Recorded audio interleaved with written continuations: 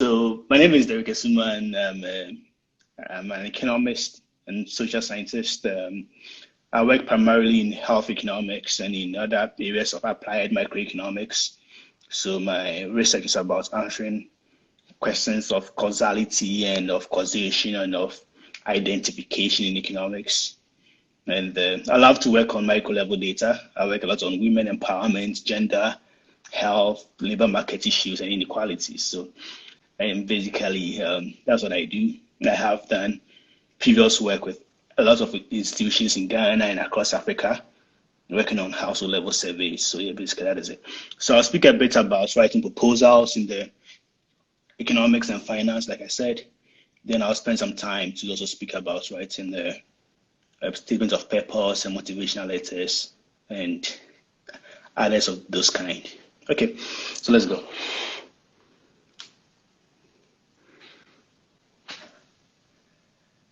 Yeah. Can you hear me? Yeah.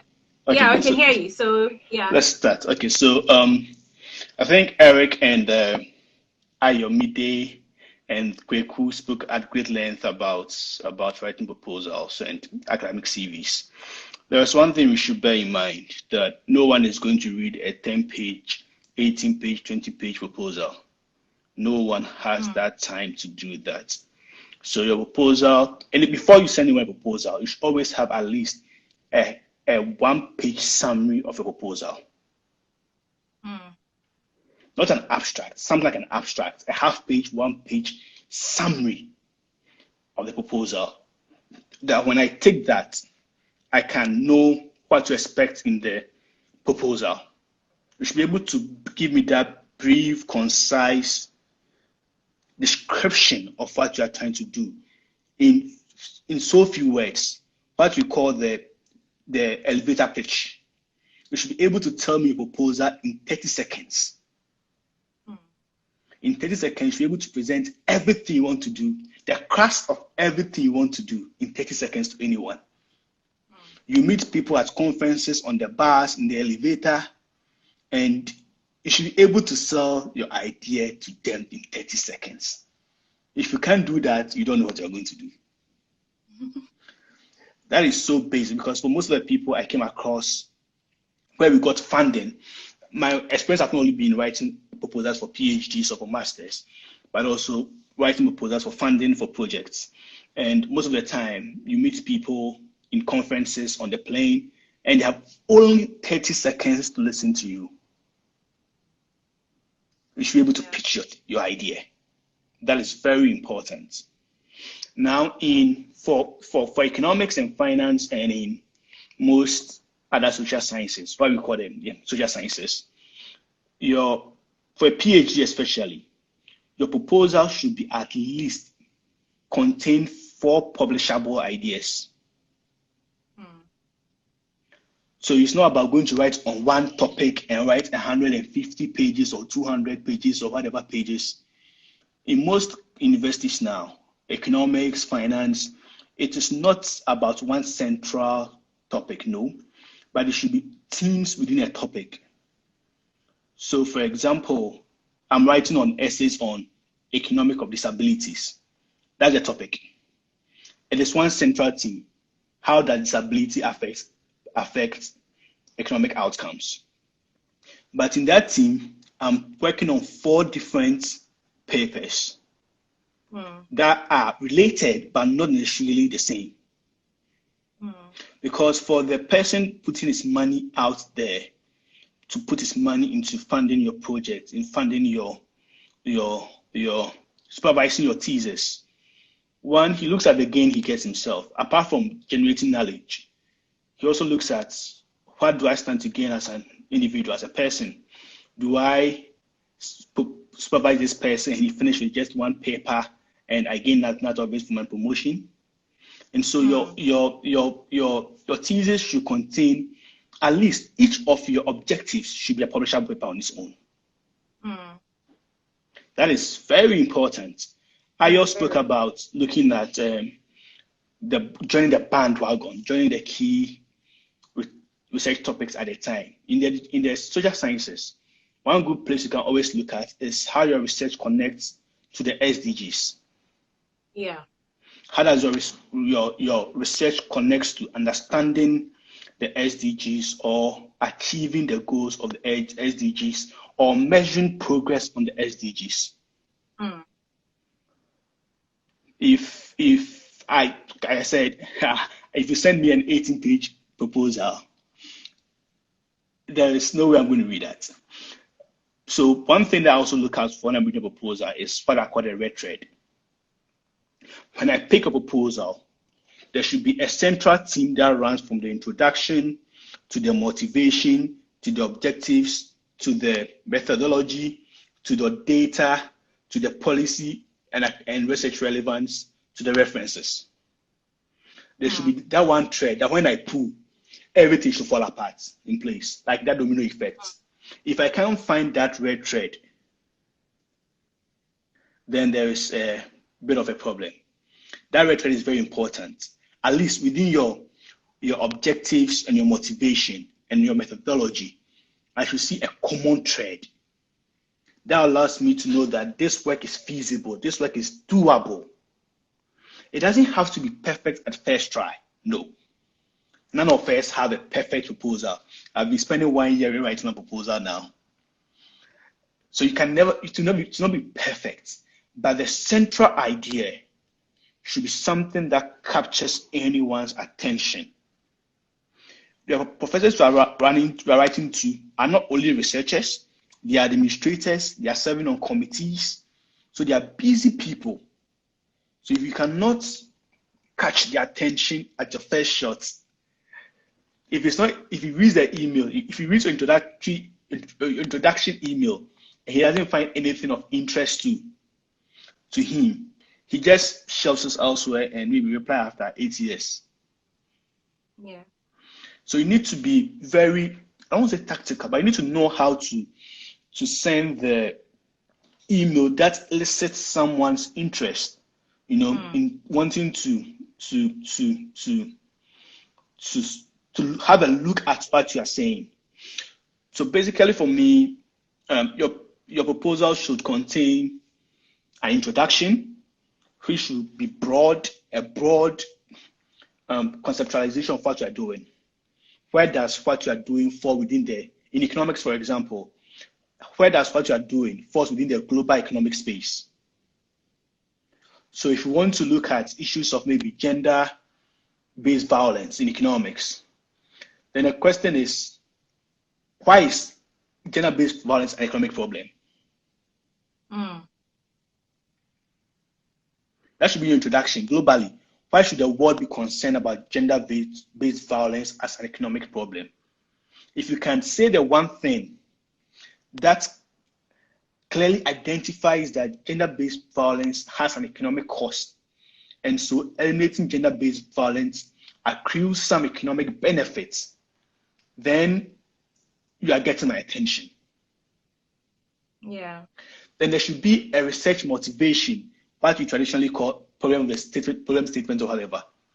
But what is motivating your research? Eric spoke about controversy in the literature. There are instances where the literature has not come to an agreement, and economics literature never comes to an agreement. There's a famous joke that given economics who has one hand, an economics favorite phrase on the other hand, because there's never a settlement on the themes in economics and in finance. People have opposing opinions. So in your motivation, you need to motivate us either by looking at the existing conflicts in the literature or the novelty of what you're trying to do. If you are trying to run an experiment, an experimental design, what makes it novel? Which of the existing conflicts in the literature are you trying to resolve? You should be very clear on that. Eric said before you write a proposal, you should look at 3 top papers in the field before you start. My supervisor told me, oh, don't worry. Before you write the first paper, I've read about 15 papers in the field. I wrote 15 and I couldn't write the first line. I know, right? Because you get this flood of ideas. Yeah. From the beginning, and you try to trim them down. Down. because you'll be if you're going for a PhD, for example, if you're going for funding for a proposal, you'll be asked to make a presentation on what you're trying to do. Yeah. And when you're making it, if someone is going to give you £100,000 or 50,000 or £1 million for a research for 4 years, he's interested that the money I'm giving you is not going to enter a bottomless pit. Yeah. So you I know. must also demonstrate some understanding of Mm. what you are going to do. As a researcher, you are a marketer. You are marketing an idea. It doesn't necessarily have to solve the world's problem. Generating knowledge for the sake of knowledge itself is a good thing. People will give you big money to generate knowledge for the sake of knowledge. Mm. But it is how you demonstrate that you can make good use of the money the person is giving you is very important. So your motivation is key. Then the objectives. Like I said, each of your objectives, if you are doing a proposal for an economics PhD or a business or finance PhD, if you're having at least 3 objectives, there shouldn't just be objective 1, what is the effect of GDP growth on poverty? Objective 2, how does GDP growth reduce inequality? Objective 3, how does GDP growth improve water sanitation? These are 3 questions that can be answered in one paper. Mm. That's not exciting enough. Yeah. I want to see you do something or present an idea that answers different questions, that allows you to apply a multitude of methods, because the PhD process is a learning process. Yeah. And you must also demonstrate a commitment to learn in your proposal. And so if you're going to do the same thing for 3 different papers, 3 different objectives, where is the learning coming from? One mistake people make is that they try to only improve their master's level thesis for their PhD. That is the classical sign of a lazy student. They're looking for the cheapest way out. Because if you are just improving on what you did for the masters, what do you learn at the end of the 4 or 5 years? So you should try as much as you can to look into new areas, different from what you've done at your masters. It could be related, yes, but then you should bring better methodology. It shouldn't just be the same topic. You should have a way of making your thesis exciting, your proposal exciting to someone who is reading. And one key area that people also look at, especially if you write a proposal for funding, is the policy implications, the policy relevance. How does this improve policy making? For example, Ayo was talking about mental health during the COVID. Okay, it's good to gain the knowledge, but in what way can it be of policy use? In what way can it be of policy relevance? You're looking at, for example, household access to finance or household access to banking or savings. Yes, if you find so, what? How can it be of relevance to policymakers to improve the lives of the poor? Eric spoke about plagiarism, and he focused more on references. But the biggest plagiarism is letting someone write a proposal for you. Yeah, very. You should never let anyone. You see, the proposal allows the person reading to evaluate your ability and your interest, so that he or she can know how to approach you going forward. Yeah. And I'm not cutting you. That's one of the mistakes people are using to get people's money, because it's like, I want to do the stuff for you, then you can use it to apply. Yeah. If you can't affect it, if you can't do what they are saying, I mean, write it. It's an effort to write it on your own. Learn the process, then someone can help you edit. Yeah. Kweku is asking if the concept note should be similar to the research statement. No. The concept note is, well, they are quite similar, but not the same. The concept note is generally thinking out aloud, putting out what I intend to do. Okay, I'll do this, I'll do this, I'll do this, I'll do that. It is not well-developed thoughts. But the summary, the research summary, should be a summary of the entire of, it's like just an abridged version of a full proposal. The concept note is exploratory, you're going fishing. And so you don't have to, at that stage, you don't have to think too much about methods. You just have to be a bit, touch a bit on the methods. But the research proposal, the research summary, you should have a concise version of your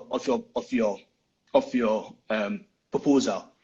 So every time we go out to do something, the first question people ask you is, what are you working on as PhD students? The person doesn't remember anything and what you tell the person in the first 30 seconds, full stop. Yeah. That's what the research statement is supposed to do. Carry out your message in few words. And then I was talking about the policy implications. So the policy implications need to be very clear. Now, if you write in your proposal and you identify which of the SDG themes it rests on, then it becomes easy for you to write out the policy implications. In fact, one other area of research, or one other area that can easily get you funding, is when you look at the gaps within the SDGs and you try to fill them. It's in every application, even in internships, in conferences, SDGs to 2030. You want to do something in contribution to that. I'm an engineer. Someone was saying we've left the business people on board, but these things apply to everybody. Academic writing doesn't know business. You don't need business jargons to prove that reminds me, and you need to try as much as possible to use as few technical jargons as possible. Thank you. I'm an engineer by all standards, but most of my work I'm doing is in water application, and it supports SDG 3, 6, 17, where 17 is partnership for goals. I have it on top of my head. Whatever I'm going to do with my engineering, nobody really matters. When you are using jargons, make sure you are using them in the right context. I'm an economist. I work within the economic field and I do economic research. People tend to confuse effects with impact. Exactly. In ordinary usage, they may mean the same thing. Yeah. But when you speak to an economist, our understanding of impact and effects is like Mercury from Plato. They are planets apart. They mean completely different things. Yeah. So you need to be sure on your words. You need to be able to write your proposal in such a way that I see that, okay, this person has a central idea, an idea that is workable, but also an idea that will allow the person to learn along the way. Yeah. If you are going for funding for money, show that your idea is good and you have the ability to achieve those goals you set for yourself in the proposal. Yeah. Okay. Can we go to the SOPs and the LOMs? The letter of motivation and SOP, what's the difference? What contributes to the SOP? Because mostly they ask for SOP, the proposal actually. Yeah. So more letter of motivations and the SOPs, the only difference is the one is a letter. And so you start the usual letter way. Yes, I write to submit whatever, and you go. And the SOPs are. So one of the things you should do, the SOPs is more about the statement. So it's always important to give a title to SOPs. It's catchy, it's nice, it's good. So I remember my SOP for back then when I was applying to schools in the US was economics, a tool to understand human behavior. Let me give you the title of my SOP. My SOP is Next Generation Smart Solar System, Solar Fuel Purification for Wastewater Treatment in Ghana. Anybody that sees a next generation, hey, Akwe, she's come to do something great. You get it? But meanwhile, whatever is going in my work on the lab is strictly engineering. Yeah. But that topic alone is catchy for somebody to give you money or funding. Yeah. So with the funding, it doesn't really need the jargons, the titles like the jargons in the business. It's good. It shows your technicality. But funders are not the people in the field. Yeah. So most of the funders are like social, whatever, public sectors and stuff like that. You might agree. So you should have a title for a SOP. It shows that you understand what you are, or it gives you a brief, introduction to what you should expect with what you're doing. It's important to have a very simple title, catchy title, and that should reflect on what you are writing about. So I was talking about economics, a tool to understand human behavior, because I was interested in behavioral and experimental economics. So I was seeing economics as a tool to understand how people behave. And so it's a title, Your SOP basically should connect your past, your present, and your future.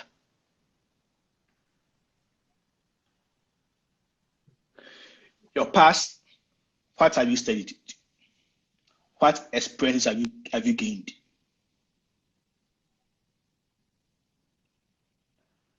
Your present, what are you doing now? The future, where do you want to be? Yeah. And the gap for the SOP is between the present and the future. That is where whoever you are applying fits in. So you should clearly identify in your SOP how the institution you're applying to fits into building you with the skills, the experiences, the interest to achieve what you want to do in future. Yeah. Don't go writing about your family problems in your SOPs. Everyone has a family problem. Yeah. Tell us, okay, so I remember my first SOP was about how I fell in love with economics in my first day in secondary school, and how I had misconstrued or how I had misunderstood the concept of economics. So that lecture, and how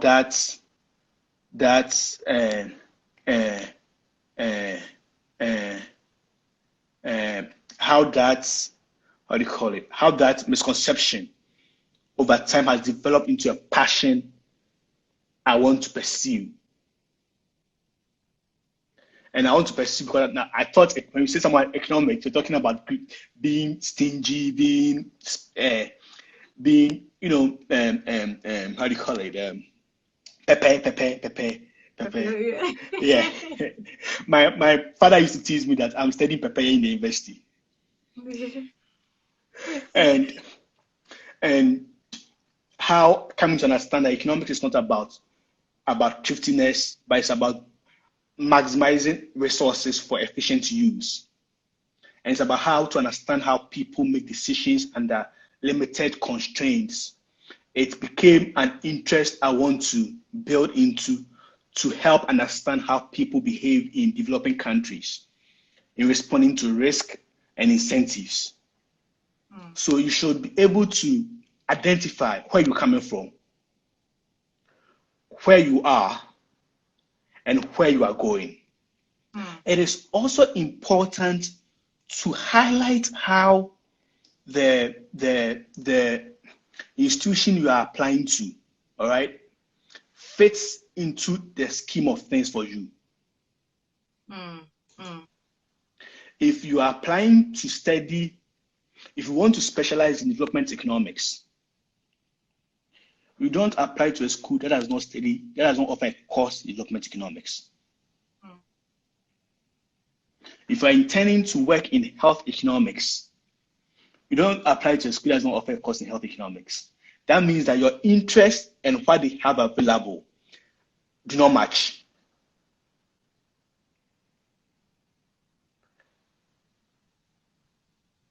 Your interest and what they are offering do not match. You need to show that, okay, this is what I want. And you have it. Yeah. And the way you have it is what I need to get to the next level. So if you read the comments, don't read the comments at all. I'll read it to you. You lose your thoughts. Kweku, don't say any more comments. Yeah. Kweku, I'm not a thrifty person. Economics are the most, you can ask. Yeah. So you need to be able to show how the institutions, facilities, their courses provide you with the skills, the tools you need to get to the next level. Don't just say that, oh, I want to read economics and the school. Economics is so broad. So you need to be able to pinpoint the exact things you want to study and how the school equips you with the skills to do that. Basically, it's about building your theoretical base, your theoretical understanding of the concepts. And also your empirical applications. Every school is exciting to finds it exciting to know that someone sees them as the perfect fit for their future dreams. So, I want to study at Lund University. I want to study health economics at Lund University because I've read research from people in Lund that works in health inequalities, and that is where I want to work. But that's what I want to do. I want to expand the frontiers of knowledge in this area. And I believe that Lund provides me with the best facilities, the resources, the faculty to help me build the skills I need going forward. Yeah. And like I said, you should elaborate your academic interest. What interests you? I always want to read that. Yeah. What do you bring on board as a student?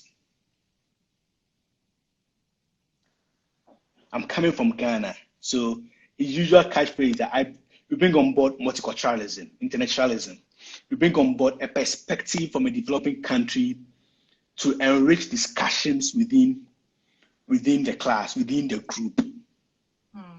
You bring on board a set of experiences that may not be available in the current, unicultural system. If all the students are from the UK or from Sweden, you always want to know what the perspective of the other person on the other side.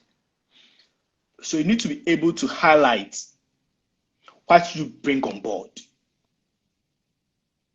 How do you improve the research environment within your department? There are two types of research SOPs. Generally, they may be, if you are applying to one where there is open funding, where there's open, it's not project specific, then you need to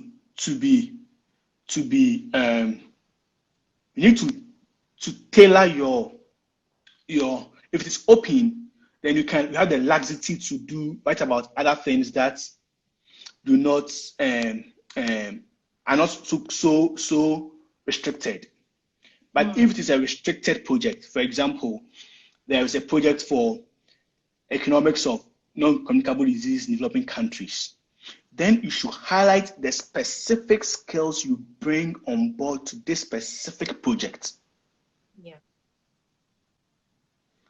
I saw you post the PhD position, for example, on health economics as Erasmus. All the things that the employer want to see is your ability to manage large data. And so in your SOP, you should highlight that I have experience in managing large data.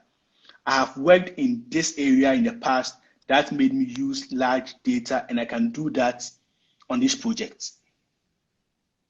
Remember, the PhD is time-bound. Remember, it is a lonely, depressing moment. There are highs, there are lows. So your emotional ability to stand the pressure. Yeah. Your intellectual. Like what happened now? Yes. With pressure from Facebook to this, we have to still keep cool and running, isn't it? Yes. Your intellectual ability to think outside the box. You don't always have to be running to a supervisor on what to do next. Yeah. At times, it's good. For me, I always make the excuse that the data is in Swedish, I don't speak Swedish. Yeah. Yeah, you're back. Good. Sorry, I have a time limit on my Instagram because I'm so bad at managing my social media usage. So I have a time limit. So it went to after 1 hour. Sorry. Yeah. So you need to be able to demonstrate that you have the mental, emotional ability to withstand the rigor of a PhD program. Traveling, working at odd hours. You need to show that you can withstand that. When writing your statements of purpose, I always say it should be A, B, C. It should be accurate. It should be brief. And it should be coherent. Because the SOP, in most instances, is your only writing sample. For most people who are applying to master's programs, you do not have a prior publication history. You may not have even a long essay from an undergraduate degree. But what you have is your statement of purpose that allows whoever is reading it to evaluate your ability to organize your thoughts and present your information in a way that is understandable to a third party. Research is also communication. So if you cannot communicate your ideas, no matter how intelligent you are, if you cannot communicate your ideas, people will not be able to judge how intelligent you are. You may have a first class 3.9, whatever, but if you cannot organize your thoughts correctly, take it from me, because our education system is not organized the same way as most people, they tend not to understand the the ratings on our transcripts. Yeah. So they will judge you from your SOP. Yeah. When they read that, they say, oh, this is someone who knows how to organize his thoughts, how to present his ideas in a way that is coherent. I don't have to, you see, no school is going to call you to ask you, what did you mean by so and so online too? So when I take your SOP and I'm reading it, I should understand what you mean. Don't go using fanciful words, putting words together that I need a dictionary to make meaning of what you are saying.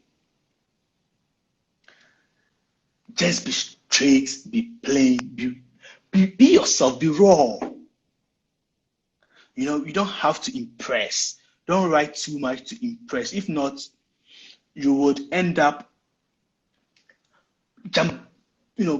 putting things up in a way that becomes difficult to understand what you are saying. Is that your Timothy Shandoff there? If it's Timothy, send me a hi.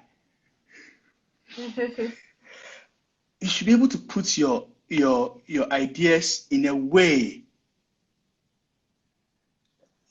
that is clear. You know, my former professor, one of my favorite lecturers, Professor Abnudro, always tell you that if you are not writing right, you are not intelligent. Yeah.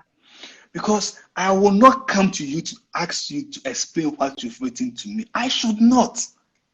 It should be clear from what you've written.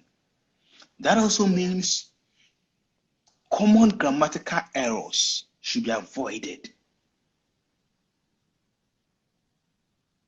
Try to write short, straight to the point, simple sentences. Don't write paragraph long sentences without punctuations. Write simple, straight to the point sentences. I see you, Timothy. How are you doing? You should write. I see you, Amma Champon. Hey, Amma, you later. your crew are coming. Your statement should be unambiguous. Yeah. They should be clear. You know, it should be straight to the point. I don't know the words to use. I'm trying to speak about something. So I think I was having a conversation even with Ayo that the moment you are done with your academic writing scheme, I can tell the difference between someone who is not an academic and someone who is an academic. Yeah. Because with academics, by the time you are done, you will learn how to write simple English, communicable English with all the technicalities. That is not to mean you can't add up with the technicalities, but I should be able to understand what you mean, because it's a big book. I don't have my thesis. It's a big book that you're trying to write. So if you are not able to communicate your technicalities, it goes down to drain. Yeah. So with what Derek is saying, your SOP should, whether you are business, whether you're engineering, finance, economics, you should be able to communicate, not just write, because you're putting words together. The words sounds like they're big English from literature, and you are writing to show them that you know. See, people know, but just putting the words to tell a story. Yes. You should be a good storyteller. It should be a good storyline. Hey, I see you, Mame Yaknidu. How you doing? You should be able to tell a story about where you want to be. Yeah. Your career objectives. It shouldn't be, it shouldn't be the most exciting career objective. Yeah. Sometimes be honest with yourself and say the truth. You know, maybe, if you apply for international school, all right, applying to travel out, learning in a foreign environment is a big experience. Capitalize on it. Yeah. Okay, so I am applying to Lund, applying to the Open University, and I expect to be in a multicultural environment that will help me to interact with people from other cultures. That will prepare me for work across borders, or work with other people, across the world. Well, okay, so now kind of is asking how long should the SOP be? Maximum 1.5 page. Yeah, maximum 1.5. Yeah. Maximum 1.5 page. Not more than that. Yes. Even there are some school portals that you fill in directly. Yes. So that way they give you word counts. Yes. They even Some give you word counts. In 500 Sweden, words. I think the last one I checked was about 500 words. That's like half a page. 500 words. Yeah. And you should be able to put all your ideas in half a page.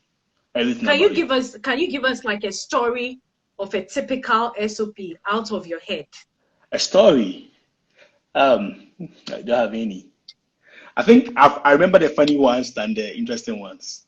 That's the nature of this job. So I read an SOP where the person was talking about the fact that their mother sells wachi and they are 6 children, and it's no joke. There are 6 children, the mother sells wachi and whatever. I think I remember that story very well.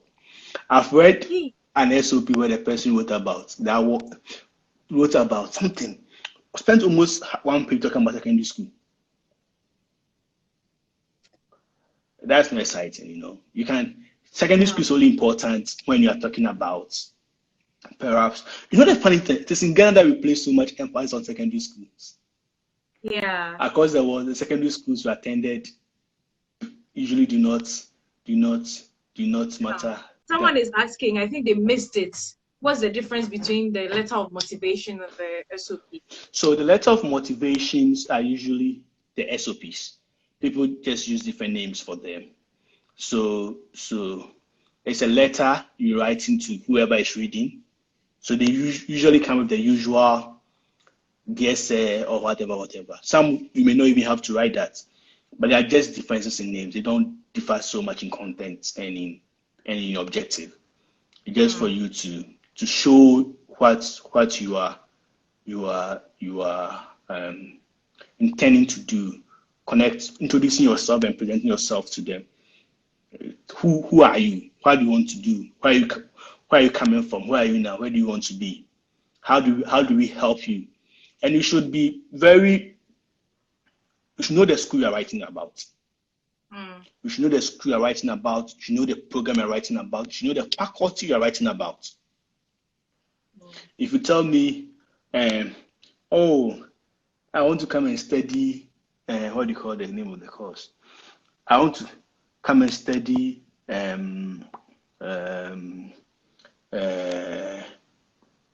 want a course that I want to come and study medical economics at Lund University. Lund does not offer medical economics. So automatically you know that you are not the best fit for you. So you throw your application out. Yeah. Yes, the SOP is someone's personal statement. Yeah. It's a matter of nomenclature. People name it differently for the purpose of. That's the only science term I remember from school. Nomenclature. In other words, who born you, or who be or who be you, who you. Yeah. Yeah. We should be able... I think from the other panelists as well, if you have a contribution, since we can't bring all of you here. Yeah, if you have any question, I'm here. I'll be free to answer some of them. And then if you've done previous research work, especially you finished masters, done some internship, done some Irishship or postdoctoral, you should mention your previous research. You should always mention that. You should show you are selling yourself. You are selling yourself, and so you should be willing to show the things you can do. Yeah, you should be able to show the things you can do. Okay. Please give me a thumbs up, everybody. If you sort of understand what we are saying, give us a thumbs up. If you have any questions as well, you can put it there. And also, if you have anything, some said, can you help me to review mine? Yes, I can help you review your statement of purpose. Yeah. can help you review that. That shouldn't Yeah, be. so you can just slide into his DM. I'm sure he'll give you his email address so you can send it to him as well. Now, kindly, we've not left the business people out. I think I hope you understand. The economics and business in most departments, in most universities, not differ much. So everything that applies to economics will apply to business, Yeah, because it's such a the field is so narrow that it doesn't differ much. So you should just be able to And the truth is this, that there are not much differences across all the fields. The yeah, sciences, the humanities, there are not much differences. So you should, anything you've heard from anywhere works everywhere. It's a question of adaptability. How you think you can fit in the style to present yeah, to whoever is reading, and the requirements of whoever will be reading. You know, I know in yeah, in economics, if you send someone more than a draft proposal of more than 5 pages, the person will read no, maximum 5 pages, because the thing is this: you want to be sure that the idea you are sending out is a good idea, yeah. but you also want to be sure that you are not sending out a complete idea for someone to do it without you. Exactly, So you need to exactly. balance that, and people usually do not have the time. Uh, uh, uh, People do not have the time to read uh, uh, uh, to read more than 5 pages. If I read a first page, once I take a proposal, I look at the objectives, I look at the methods. If I don't see my red thread, I don't waste time reading the rest. Yeah, And yeah. if I read the first part and I see grammatical errors, you're already Above. losing. I'm already losing Yeah, interest. losing my attention. Yeah. And one of the things with grammatical errors, one of the things is that if you're writing to UK, you should use UK English. Yeah. If you're Yeah. writing to US, be sure to use the US English. Or even I don't know about Sweden, but I think Yeah, they because the follow. language is not so much of a uh, English. They will take. It should be, if you get if you get a good blend, it's okay. No one will pay so much Yeah, attention. But yeah, you but should, there should be consistency in yes, the yes, sense of yes. if you're using Z, use Z for Yeah, the yeah, functionalization. yeah, If you're using S's, use yeah. S in that trend It as should be well. consistent. It should be consistent Consistent. Yeah. in your writing Yeah. style. Yeah. And you should. I think each one of us should. My favorite thing I do for people, when I ask you for Ayomide, we use Nigerian English. One thing I ask people to do is to write send me myself. Send me myself. Just myself. It's a very common composition thing you wrote in primary school. Yeah. And send me myself, just myself. Yeah. And that's a powerful way to start developing a, a, It's, a sense of purpose. yeah. Just myself. I remember my first writing course, he said, we should all write myself. This was I think after secondary school. Like, Yeah. myself, yeah, try. And then you begin to think about things differently. Then you Yeah. begin to see how to connect dots, how to present yourself and your ideas without problem.